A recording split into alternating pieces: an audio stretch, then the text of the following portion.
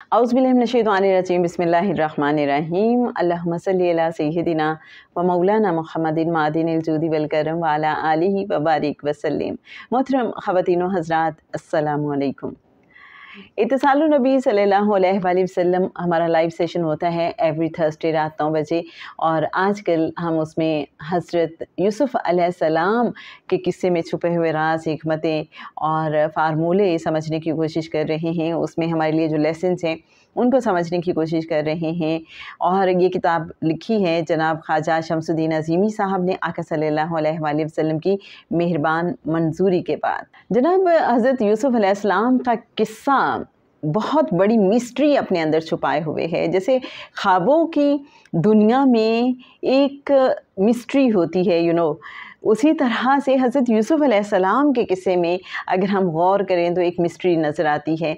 आप सोच रहे होंगे वो कैसे, क्या वजह है कि हज़रत यूसुफ़ अलैहिस्सलाम को ख्वाबों की ताबीर का इल्म दिया गया, उन्हें बचपन से ही ख्वाब दिखाया गया। उसके अलावा जब हम सूरह यूसुफ़ पढ़ते हैं तो जैसे वो जो बावर्ची और साकी हैं उन्होंने ख्वाब देखा है, तो हज़रत यूसुफ़ अलैहिस्सलाम ने उनको ताबीर अता की है उस ख्वाब की। इसके साथ साथ जब बादशाह मिस्र ने ख्वाब देखा है और उसको कहीं तसल्ली नहीं हो रही उसकी ताबीर जानने के बाद, तो फाइनली जब हज़रत यूसुफ़ अलैहिस्सलाम उस ख्वाब की ताबीर बताते हैं और साथ सलूशन भी बताते हैं कि कैसे कहत के 7 साल आएंगे, पहले 7 साल खुशहाली के गुजारने के बाद, और उन कहत के सालों में प्लानिंग क्या होनी चाहिए। तो हज़रत यूसुफ़ अलैहिस्सलाम उसका बेहतरीन सलूशन हमें देते हैं, जिससे हमें पता चलता है कि ख्वाब हमें हमारे ना सिर्फ मुस्तक़बिल के बारे में बताते हैं बल्कि हमारी रहनुमाई करते हैं कि अगर हम बेहतरीन प्लानिंग करेंगे तो हम जो आने वाले चैलेंजेस हैं, मुश्किलात हैं, उन पे काबू भी पा सकते हैं। दूसरे कल जब मैं ऑफ़िस से आ रही थी तो एक ख़याल मेरे जहन में आया कि अगर मेरे पास किसी चीज़ का सलूशन है लेकिन मेरे पास अगर अथॉरिटी नहीं है तो क्या मैं उस सलूशन को इम्प्लीमेंट करा सकती हूँ? तो मेरे अंदर जवाब आया नो। इसलिए कि अगर मेरे पास इख्तियारात ही नहीं हैं, अगर मैं वसाइल को अपने मुताबिक इस्तेमाल ही नहीं कर सकती, उन सलूशंस को इम्प्लीमेंट ही नहीं कर सकती, तो फिर फ़ायदा ही नहीं है किसी चीज़ का। फिर मेरे पास जितने भी फार्मूले हों, जितने भी कवानीन हों, तो फ़ायदा नहीं है। इसलिए बादशाह मिस्र ने हज़रत यूसुफ़ अलैहिस्सलाम को अथॉरिटी भी दी थी, इख्तियारात भी अता किए थे। हज़रत यूसुफ़ अलैहिस्सलाम ने 14 साल की प्लानिंग की। पहले 7 साल जो खुशहाली के थे उनको जो भी ब्लेसिंग्स हैं, जो भी गल्ला काश्त हो रहा है, जो कुछ भी हासिल हो रहा है, उसकी हिफाजत कैसे करनी है, उसको इस्तेमाल कैसे करना है, और फिर उसके बाद उनको महफूज करने के लिए उन्होंने जो गोदाम बनवाए हैं। ये जो गोदाम हैं, इनके हवाले से बहुत से लोगों का एक सवाल है और जहन में ये बात बिल्कुल ट्रूली आती है कि हम तो एहराम मिस्र को हमेशा से अदरवाइज़ देखते रहे हैं कि ये शायद जो ममीज़ थी बादशाहाने मिस्र की, उनको यहाँ पे रखा गया था। लेकिन जब हम हज़रत यूसुफ़ अलैहिस्सलाम का किस्सा पढ़ते हैं और गोदामों के ज़िक्र के बाद एहराम का ज़िक्र मिलता है तो लगता है कहीं कोई कनेक्शन है इन एहराम मिस्र का। अच्छा, यहाँ पे एक बड़ी इंटरेस्टिंग बात फिर डिस्क्लोज़ होती है, और वो ये कि जैसे अल्लाह के दोस्त फरमाते हैं कि जो साइंसी उलूम होते हैं या जो तबैयाती उलूम होते हैं वो ताबे होते हैं रूहानी उलूम के। साइंस ज़ाहिरी तौर पे अभी वहाँ नहीं पहुँची होती जहाँ पे एक रूहानी इंसान पहुँच जाता है। जैसे आप ये देखें कि हम लोग आज तक सोचते रहे नील आर्मस्ट्रॉन्ग जी चाँद पे गया था और उनकी वीडियोस भी हम देखते हैं, तो सवाल ये पैदा होता है कि ये कैसे मुमकिन है कि उनकी वहाँ पे चाँद पे उतरते हुए वीडियो भी बना ली गई हो। कहीं ऐसा तो नहीं है कि ये कुछ और ही किस्से हैं जिन पे मज़ीद गौर व फ़िक्र की और तहकीक की ज़रूरत है। जैसे हमारे इत्तिसालुन नबी सल्लल्लाहु अलैहि वसल्लम के लाइव सेशन में हमारे एक पार्टिसिपेंट ने एक बहुत हैरत अंगेज़ बात की जिस पे रिसर्च की जानी चाहिए अगर किसी को डाउट हो, कि ये एक तालाब के अंदर वीडियो बनाई गई थी। ये बाकायदा एक प्रोपोगंडा था, एक प्लानिंग थी। अगर हम गौर करें तो हमें फिर इस प्लानिंग के हवाले से भी वीडियोस कोई ना कोई मिल जाएंगी। तो हकीकत हो सकता है वो ना हो चाँद पे उतरने की, जो हम जानते हैं नील आर्मस्ट्रॉन्ग की सूरत में। अगली बात, अब हो सकता है ज़ाहिरी साइंस तो अभी तक चाँद पे ना पहुंच सकी हो, सिर्फ दावा किया जा रहा हो, लेकिन एक रूहानी इंसान जो है वो कहाँ कहाँ की सैर कर लेता है। जैसे उसका नस्मा, जो रोशनियों का वजूद है, जैसे हम समझ लें इसको आसान अल्फाज में कि जब हम ख्वाब में होते हैं तो हम जिस इंसान को देख रहे होते हैं वो असल में हमारा नस्मा होता है, हमारा रोशनियों का वजूद होता है, राइट, जो टाइम एंड स्पेस से किसी हद तक बियॉन्ड हो चुका होता है, वक्त या ज़मानो मकान की वो कैद में नहीं रहता। तो एक रूहानी आदमी की सलाहियतें क्या क्या होती हैं, वो कैसे एक ही वक्त में मुख्तलिफ सैयारों पे पाए जाते हैं, उनका तसरुफ़ कहाँ तक होता है। ऑब्वियसली जिसका जितना ज़्यादा मकाम होता है वो उतने ही बड़े ज्यूरिस्डिक्शन को, उतने ही बड़े इलाके को देख रहा होता है, उस पर रूल कर रहा होता है और उस हवाले से अपनी ज़िम्मेदारियां निभा रहा होता है। खैर ये तकमीन के मामलात हैं, इस पे हम अभी बात नहीं कर सकते, लेकिन समझने के लिए ज़रूरी है कि हज़रत यूसुफ़ अलैहिस्सलाम के हवाले से अगर ख्वाबों की बात हो रही है, ख्वाबों की ताबीर के इल्म की बात हो रही है, तो इट मीन्स ये जो उन्होंने गल्ला ज़ख़ीरा करने के लिए गोदाम बनाए हैं, यहाँ पे जब हम देखते हैं कि क्या क्या कवानीन काम कर रहे हैं कि वहाँ पे जो चीज़ है वो ख़राब नहीं होती, उनके अंदर जो तूल मौज की फ्रीक्वेंसी है वो एक ख़ास है, और इस पे जब रिसर्च की जाती है तो पता चलता है कि अगर किसी भी जगह पे तूल मौज की फ्रीक्वेंसी को बराबर रखा जाए तो फिर वहाँ पे कोई चीज़ गलती सड़ती नहीं। जैसे कि एहराम मिस्र के हवाले से कहा जाता है कि लाखों साल तक भी अगर वहाँ लाश पड़ी रहे तो वो गलेगी नहीं, सड़ेगी नहीं। है ना हैरत अंगेज़ बात। इसके साथ साथ फिर हमने बहुत सारी और चीज़ें भी देखी थी कि अगर वहाँ पे 2 घंटे के लिए कोई पानी रख दिया जाए और उस पानी से आप अपना चेहरा वॉश करें तो चेहरे पे रौनक आ जाती है, सुर्खी आ जाएगी, तंदुरुस्ती आ जाएगी, आप यंग फील करेंगे, चेहरे की झुर्रियाँ ख़त्म हो जाएंगी। अगर उस पानी से बाल धोएंगे तो बाल गिरना बंद हो जाएंगे, बालों की ग्रोथ बहुत अच्छी हो जाएगी। इसके साथ साथ ये पता चला कि अगर वहाँ पर बीज रख दिए जाएँ तो बीजों से अगर कोई पौधे निकलते हैं तो उनकी ग्रोथ बहुत अच्छी होगी। इस तरह की बहुत सारी चीज़ें, अगर दूध रखा जाए कुछ अरसे के लिए तो उससे पनीर बन जाता है। मतलब सारी ही पॉजिटिव चीज़ें हमें नज़र आई। इट मीन्स कि वहाँ पे पॉजिटिव एनर्जीज काम कर रही हैं।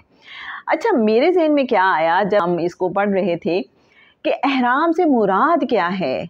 हम वो एहराम मिस्र तो ले रहे हैं, वहाँ वेवलेंथ की एक ख़ास फ्रीक्वेंसी काम कर रही है। हम इसको कैसे अचीव करें अपनी आम जिंदगी में? मेडिटेशन के ज़रिए, अल्फा स्टेट ऑफ माइंड में ज़्यादा से ज़्यादा रह के। आपने देखा होगा कि जो लोग जितने ज़्यादा अल्लाह के कुर्ब में रहते हैं, अल्लाह की याद में रहते हैं, उनका अंदर उतना ही ज़्यादा जन्नत बन जाता है। ये सुकून वाले लोग होते हैं, उनके पास बैठे तो वो जो वाइब्स ट्रांसमिट कर रहे होते हैं उनमें भी सुकून होता है। इसलिए अल्लाह वालों की कंपनी में जब हम बैठते हैं तो हमें बहुत सुकून का एहसास होता है। ऐसे लोगों के चेहरों पे भी आप देखें एक रोशनी होती है, रौनक होती है, कोई पजमुर्दगी नहीं होती, उनकी आंखों में ख़ास किस्म की चमक होती है। तो ये क्या है? हम अपने अंदर वो एहराम वाली कैफियत कैसे पैदा कर सकते हैं? अल्लाह के साथ कनेक्टेड रह के। उस कनेक्शन का जो ऑरा है वो हमारे अंदर बाहर को स्टेल होने से बचाता है। मुझे तो ये समझ आती है। दूसरी बात हमें ये समझ आती है कि हज़रत यूसुफ़ अलैहिस्सलाम ने ये जो गोदामों की तामीर कराई तो इसमें एक ख़ास इल्म इस्तेमाल हुआ है। जैसे बताया जाता है कि जब किसी इंसान को मादी अनासिर का इल्म हासिल हो जाता है, और इल्मुल अस्मा तो हर इंसान के अंदर है, बस उसको पॉलिश करने की ज़रूरत है। और ऑब्वियसली जो पैगंबर हैं तो उनको तो ये इल्म हासिल होता है, और जिनको इल्मुल अस्मा हासिल होता है उन्हें ये भी पता है कि मादी अनासिर को तख्लीक कैसे करना है। मादी अनासिर के साथ साथ उन्हें मावराई इक्वेशंस की बुनियाद पे चीज़ों को तख्लीक करना भी आता है। हज़रत यूसुफ़ अलैहिस्सलाम ने यूँ महसूस होता है कि वो जो ख्वाबों की दुनिया के कवानीन हैं वो कहीं इम्प्लीमेंट किए हैं अहराम मिस्र की कंस्ट्रक्शन के दौरान, कि वहाँ पे ऐसे फार्मूले आजमाए गए कि कशिशे शकल या तो बहुत ही कम हो गई या ज़ीरो हो गई। इसलिए वो जो टनों मन वज़नी पत्थर थे जो आज के दौर में भी उठाना नामुमकिन दिखाई देता है, उस ज़माने में कैसे उठा लिए गए? क्या उनके पास कोई ऐसी जदीद टेक्नोलॉजी थी, या फिर उनके पास वो फार्मूले थे जिसकी बुनियाद पे उन्होंने कशिशे शकल को या तो ज़ीरो कर दिया या बिल्कुल कम कर दिया। जैसे ख्वाबों में आप देखें, ऐसे ही होता है ना, हम बहुत बड़ी बड़ी चीज़ें उठा लेते हैं, हम हवा में उड़ रहे होते हैं, हालांकि फ़िज़िकली हमें हवा में उड़ना नहीं आता, लेकिन हम बड़े मज़े से उड़ रहे होते हैं, वहाँ के कवानीन मुख्तलिफ हो जाते हैं। तो आपको लगता है क्योंकि मावराई इक्वेशंस को यूज़ की गई हैं इन गोदामों की तामीर में, इन अहराम मिस्र की तामीर में। जैसे दायरे और सर्कल के हवाले से बात हुई कि ये क्या सीन है, दायरा क्या है। जब दायरे की बात करते हैं तो उससे आम तौर पे समझा जाता है कि ये लाशऊर की बात हो रही है, गैब की बात हो रही है, और किसी इनविजिबल एंटिटी की बात हो रही है, राइट। और जब मुसल्लस की बात करते हैं तो ये कहा जाता है कि मुसल्लस का मतलब है शऊर या कोई विजिबल एंटिटी, कोई मादी जिस्म। और जैसे हुजूर कलंदर बाबा औलिया साहब ने बड़ा अच्छा उसको समझाया कि एक अगर दायरा है उसका अगर हम हाफ कर दें तो ये दो मुसल्लसें बन गई, और अगर हम मज़ीद उसकी पार्टीशन करते चले जाएं तो बहुत सी मुसल्लसें बन जाएंगी, मतलब बहुत से मादी अजसाम बन जाएंगे। अगर मुसल्लस को हज़फ कर दिया जाए, अगर मादी अजसाम को ख़त्म कर दिया जाए तो पीछे क्या बचता है? खला, प्लाज्मा या फिर गैब, दायरा। तो ये क्या राज हैं? ये दायरे के अंदर ही, गैब के अंदर ही सारा शहूद नज़र आता है। यूँ लगता है बातिन के अंदर ही कहीं ज़ाहिर समाया हुआ है, और ज़ाहिर के पीछे कहीं बातिन छुपा हुआ है। ख्वाब की दुनिया क्या होती है? गैब की दुनिया से कहीं हम कनेक्टेड हो जाते हैं। अब ये देखें कि ये जो स्पेस है, अब हम बात कर रहे हैं, आपको मेरे बैकग्राउंड में कुछ चीज़ें नज़र आ रही हैं और कुछ ऐसी जगह भी नज़र आ रही है जहाँ कुछ नहीं है। तो क्या वाकई यहाँ पे कुछ नहीं है, या कुछ ऐसा है ज़रूर लेकिन मेरी आँख को नज़र नहीं आ रहा, इनविजिबल है।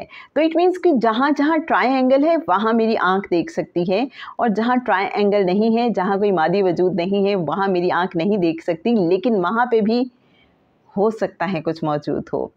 जैसे लौह कलम हुजूर कलंदर बाबा औलिया रहमतुल्लाह अलैह की किताब है, तो वो ताने और बाने के ज़रिए ये कानून समझाते हैं कि जो इनविजिबल चीज़ें हैं, जैसे हम जिन्नात के बारे में सोचते हैं या इवन अपने नस्मा के बारे में सोचते हैं, हमारा जो रोशनियों का वजूद है, तो वो समझ लें कि उनका सिर्फ ताना है, लंबाई में लकीरें हैं, रोशनियाँ हैं, और जब बाना भी बन जाता है, जैसे ये ताना है और इस पे ये बाना भी बन गया, तो क्या बन गए? खाने बन गए।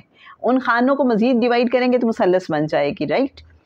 तो क्या है, जब ताने के साथ बाना भी मिक्स हो जाता है तो चीज़ें विजिबल हो जाती हैं, हमें मादी अजसाम नज़र आते हैं, और जब सिर्फ ताना है तो इनविजिबल रहेंगे, लेकिन तब भी कुछ ना कुछ एग्जिस्ट कर रहा होता है।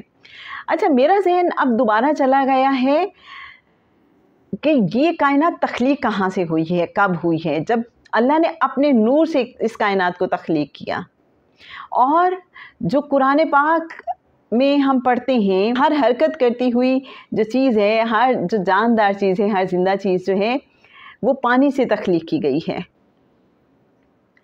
पानी, अलमा की ट्रांसलेशन रोशनी की लहरों से भी की जाती है। जो अल्लाह वाले हैं वो समझाते हैं, जिसको हम पानी समझ रहे हैं, ये जो कायनात है अगर कोई इसको देख सके तो रोशनियों का एक जाल नज़र आएगा, कहीं सिर्फ ताना और कहीं बाना भी। जो बाना होगा तो वो मजहर बन जाएगा, जहाँ सिर्फ ताना है वहाँ चीज़ें एग्जिस्ट कर रही हैं लेकिन हमारी ज़ाहिरी आँख से हमें नज़र नहीं आ रही। आपको नहीं महसूस होता कि वो जो ख्वाबों की दुनिया के कवानीन हैं वो कहीं हज़रत यूसुफ़ अलैहिस्सलाम ने अहराम मिस्र की तामीर में, उन गोदामों की तामीर में इस्तेमाल किए हैं, मावराई इक्वेशंस। एक और बात जिस पे बड़ी ही बहस होती रही और बड़ी तफसील से बात हुई, समझने की हमने कोशिश की कि क्या भारी भर पत्थरों को उठा के तो बाकायदा एहराम की कंस्ट्रक्शन हुई, या हुजूर कलंदर बाबा औलिया साहब ने जैसा कि एक राह से पर्दा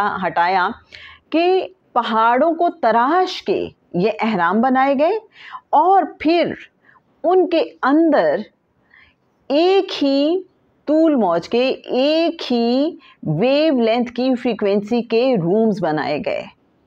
और वो जो एक ही वेव लेंथ की फ्रीक्वेंसी होने की वजह से उनके जो असरात हैं, जो हम देखते हैं कि वहाँ पे चीज़ें जब हम रखते हैं तो उन पे असरात और तरह से आते हैं। जैसे हमारे इत्तिसाल नबी सल्लल्लाहु अलैहि वसल्लम व्हाट्सएप ग्रुप में हमारी एक बहन हैं, तो उन्होंने अपना हासिल तफक्कुर पेश किया था। ये जो एहराम हैं ये 61 डिग्री के ज़ाविये पे बनाए गए हैं और यही वजह है कि इसके अंदर जब भी हम कोई चीज़ रखते हैं तो उस पर वक्त असरअंदाज नहीं होता, समझ लें वक्त उस पर ठहर जाता है। जैसे फ्रीज़र में तकरीबन वक्त ठहर जाता है, तो कोई इस तरह का कानून भी काम कर रहा है। तो अब आप ये देखें कि इंसान को जब ये पता चलता है कि ये जो ज़ाविये हैं, ये जो बनावट है, इसका ये इम्पेक्ट आएगा, इसका ये रिज़ल्ट आएगा, तो हज़रत यूसुफ़ अलैहिस्सलाम के पास ये सारा इल्म मौजूद था।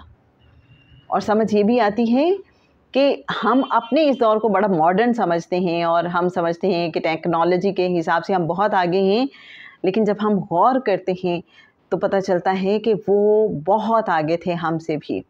और ये भी पता चलता है कि रूहानी साइंस जो है वो मादी साइंस से कहीं आगे होती है। जैसे हमारे दुनिया के साइंसदान जो हैं वो बहुत बड़ी बड़ी प्लानिंग्स करते हैं दूसरे सैयारों पे जाने की, लेकिन एक रूहानी आदमी सेकंड्स में वहाँ से जाके वापस भी आ जाता है। जी बिल्कुल, जैसे हम ख्वाब में देखते हैं कि बाज़ औक़ात हम सेकंड्स में दूसरे मुल्कों में पहुँच जाते हैं। तो रूहानियत के जो आला मकाम पे होते हैं उनके लिए तो ये बहुत आम सी बात होती है। अच्छा जनाब, चलते चलते कुछ और बातें भी ज़हन में आ गई कि जैसे एहराम मिस्र के हवाले से जो पुराने दौर के लोग थे उन्हें बड़ा तजस्सुस था। कुछ लोगों ने अंदर जाने की भी कोशिश की। खलीफा अल मामून के बारे में कहा जाता है कि जब वो अपनी टीम के साथ, अपने लश्कर के साथ वहाँ पहुँचा और उसने अंदर जाने की कोशिश की तो कोई रास्ता नहीं मिलता था, तो उसने कहा कि इसको तोड़ा जाए और तोड़ के अंदर जाया जाए। लेकिन तोड़ने की कोशिश की तो वो स्लैब्स किसी से टूट ही नहीं रही थी। फाइनली उन्होंने क्या रास्ता निकाला, उन्होंने उसको गर्म किया, पत्थरों को वो गर्म करते थे और उसके ऊपर फिर यख पानी डालते थे जिससे वो तिड़कना शुरू हो जाते थे, क्रैक्स पड़ जाते थे। उसके बाद जब वो ज़रब लगाते थे तो वो उसको तोड़ने में कुछ कामयाब हो जाते थे। लेकिन खलीफा अल मामून मैक्सिमम उसके क्वीन और किंग चैम्बर तक पहुंच सका, इससे आगे नहीं वो जा सका। ये भी एहराम मिस्र में से किसी एक एहराम की बात हो रही है। इसी तरह से नेपोलियन के बारे में कहा जाता है कि उसे भी बड़ा शौक़ हुआ था कि मैं किस तरीके से अंदर जाऊं, और वो अंदर जाने में कामयाब हो गया, लेकिन उसने अपनी टीम के किसी फ़र्द को अपने साथ आने नहीं दिया।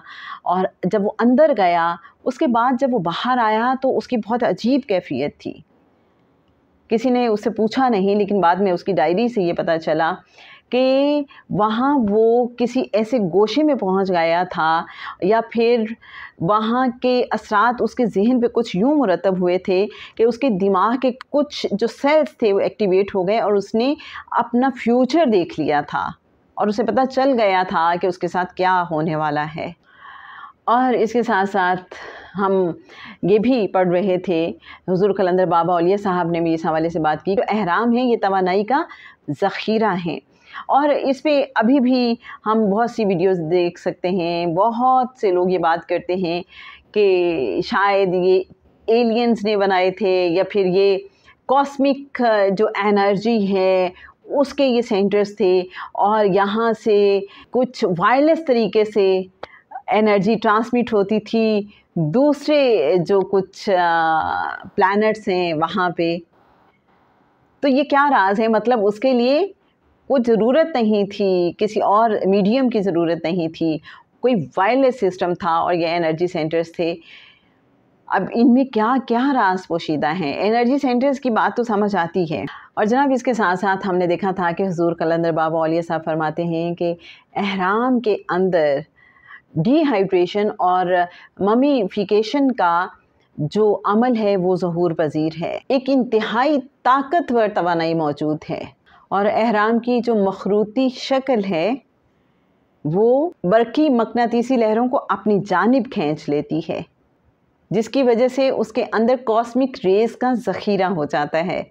और जो एहराम है वो इंतहाई ताकतवर तवानाई का ज़ख़ीरा अपने अंदर रखते हैं, लेकिन ये तवानाई की कौन सी किस्म है इसको वाज़े तौर पे बयान करना मुश्किल है। इसके साथ साथ जब हम एहराम की बनावट और ज़ाविये के बारे में पढ़ रहे थे तो जहाँ ये पता चलता है कि जो उसकी मुसल्लस बनावट है वो बहुत अहम है, जितने भी हम उसके असरात देखते हैं।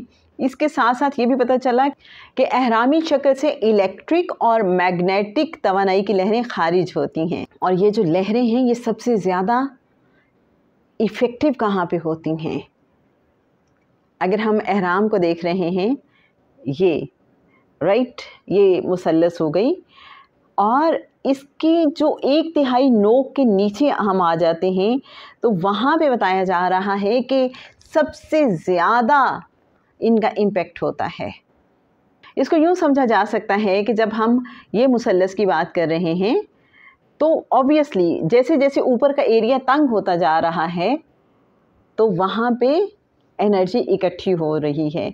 इसको कुछ लोग यूँ भी समझाते हैं कि मेरा जिस्म एक मुसल्लस है और मेरा ये जो फोरहेड है यहाँ पे इसकी वाइब्रेशंस हैं और सबसे ज़्यादा एक जो एनर्जी एमिट हो रही है वो यहाँ से हो रही है।